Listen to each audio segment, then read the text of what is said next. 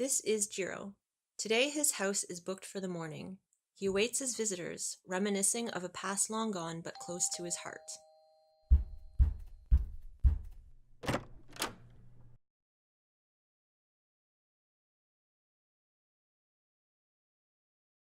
Jiro bought the house after he married his wife Chiyo during the economic bubble in the 1970s. Their daughter was born a few years later. Jiro worked hard for the family, perhaps too hard. He was barely ever home. After all, he married his company as well, as was expected. One day, Jiro came home to an empty house. Everything was the same, but different. Years passed, and the city transformed around him, but he remained unchanged, alone and detached. Swallowed in the vortex of time, Jiro was forgotten. Alarmed by the recent surge in the number of solitary deaths of the elderly, many neighborhood associations in Tokyo decided to proactively include them in community life. They proposed to bring the public into the mostly unused houses of the elderly by spatially reconfiguring them into rentable spaces. This would provide companionship for the elderly, reintegrate them into the community, and also address the lack of shared public spaces in the city. Jiro agreed to have his home transformed. He had nothing to lose. His personal space in the house was redesigned as a rectangular core embraced from three sides by public rooms. Group Incognito. That is the name of the visitors renting Jiro's house this morning for their pre-ceremony meeting. Here's a little something. Oh no, you shouldn't have. Jiro places the precious watermelon in the two-way fridge in the share wall. The share wall, as the name suggests, is shared by Jiro and the visitors to his house. Split into recessed and protruding shapes of all sizes, the wall creates pockets for seating and shelving on either side. Such thresholds capture mundane moments of daily life and hint at the presence of one another. His life goes on as usual, but it now rhythmically resonates with the pulse of the community.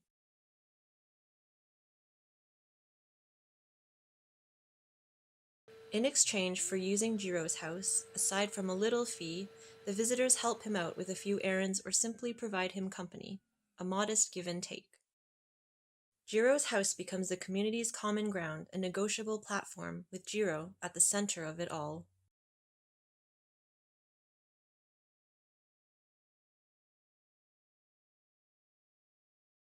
This is Hannah. Unable to find any jobs, she plans to spend the rest of the day on the train. Lured by the prospect of fame and fortune as an idol singer, Hannah moved to Tokyo 2 years ago. She was never discovered. As her savings depleted, she had to resort to sleeping in internet cafes. She became an urban nomad, joining the thousands of others that perpetually drift in the city. Hannah took on whatever temporary job she could find to make ends meet, moving from one cafe to another to minimize commuting costs. On the days she could not find any work, she spent her free time at a local library or park until the internet cafes started their nighttime package at 10. The lack of money, haphazard work schedule, and constant relocation inhibited her from developing any relationships. Her life was disconnected and precarious. One day, an advertisement on the wall of her cubicle in the internet cafe caught her attention. It read, "In an ongoing effort to deliver social amenities and services beyond transportation, Japan Railways proudly presents its latest social project, Collective Line. We have turned an entire train on the Yamanote Line, the city's central loop line connecting major urban centers, into a living room on tracks. We designed Collective Line to provide a relaxing pause in the erratic life of urban inhabitants."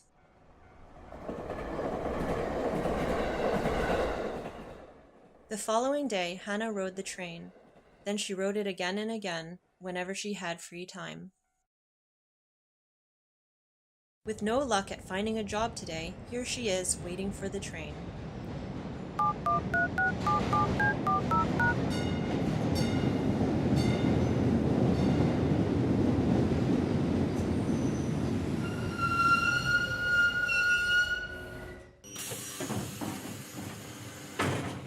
"I'm back," she announces as she boards.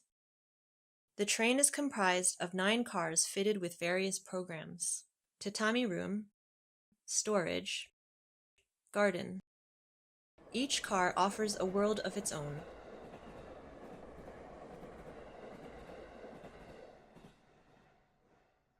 Auditorium, gallery, kitchen. Hannah lets herself become lost in the myriad of activities and events happening throughout. Studio, bathhouse, nap room. As she rides the train, strangers become familiar faces, and familiar faces become friends.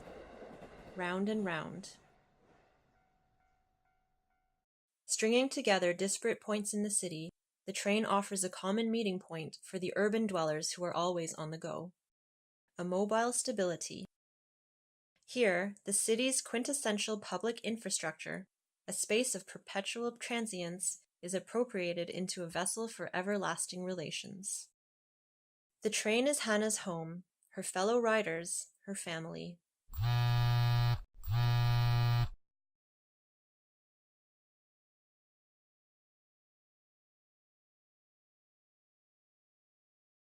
This is Momo and her 1-year-old baby Ken. Having just been breastfed, Ken falls asleep to the soothing sound of keyboards and photocopiers.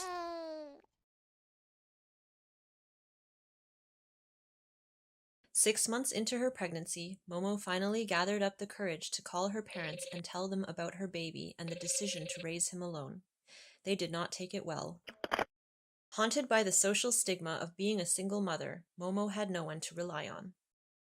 It was her and her baby against the world. Shouldering responsibilities higher than Mount Fuji, her own existence became eclipsed.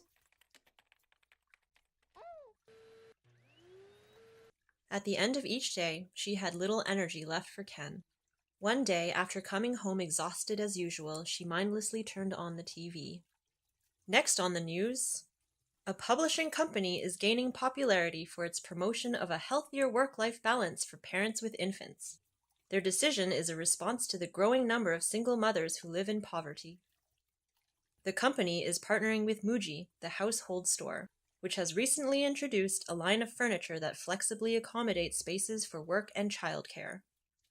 The idea is to maternalize the workspace by creating a hybrid office where work and nurturing can productively coincide. Momo immediately sprung up and sent the company her resume. As luck would have it, they had a position for her. With Ken peacefully asleep beside her, Momo gets to work in her new office where all the furniture have babies in mind. This is her office family. 3 other co-workers are paired with a parent to form a collective unit that provides support for each other. The 4 people of the office family occupy a single crib cubicle, within which the baby is securely confined. Whether it is a quick trip to the washroom or an important client meeting, they are there to help look over Ken. At this company, the office dynamic is predicated on codependence. At the center of the office is the hub. The hub offers a multivalent site of momentary interactions that seamlessly combine childcare and office functions. At the core is a soundproof nursery for feeding, changing, and calming babies.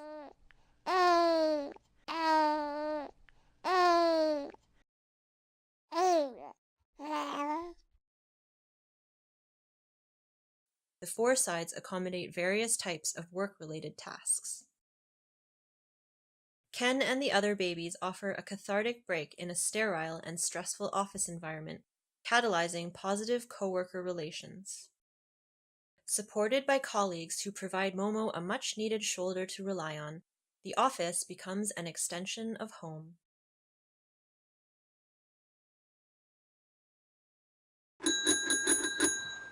This is Taro. As he rides his tricycle, he gets butterflies in his stomach. Taro graduated from college a decade ago, but missed the small yet crucial window of opportunity to find a job as a recent graduate. He had failed to live up to the expectations of his parents, of society, and of himself. He became a recluse, one of the so-called missing million. Locked up in his room, he sought intimacy and human connections online. After a few years of anonymous conversations on the screen, however, he simply longed to talk to someone. The longer he stayed home, the harder it became for him to leave, to face the menacing reality outside. What began as a voluntary retreat from society escalated over time into a bottomless pit of isolation. One day, while aimlessly browsing online, he came across a website describing a visionary project aimed at guiding recluses out of their homes and bringing them together to build a community. Local recluse support centers supplied tricycles equipped with spatial devices that could be deployed anywhere in the city in order to create temporary spaces of interaction. They were rented out to groups of recluses to hold meetings and events. An accompanying online application listed a number of pop-up events happening all over the city. Some were casual hangouts, while some were informative sessions sharing particular knowledge or skills. The tricycles created an ever-shifting web of connections that offered a wide spectrum of user-defined activities. Although Taro's first few trips on the tricycle were nerve-wracking, as he joined more excursions, he slowly became comfortable and enjoyed the company of others. He had been to many meetups before, but today is Taro's first time facilitating one. He plans to share his own experience of why he became a recluse. On the back are the people who showed interest in his story on the online app. Once a proposed topic reaches the desired number of people, they meet at a designated support center and head to any place in the city where they feel comfortable. Appropriating and occupying inconspicuous spaces, Taro and the others form ephemeral sanctuaries in the city. The fleet of tricycles builds a flexible network of platforms for recluses to gather, converse, and forge relations on their own terms. Taro finds solace in the city as he slowly builds relations with others.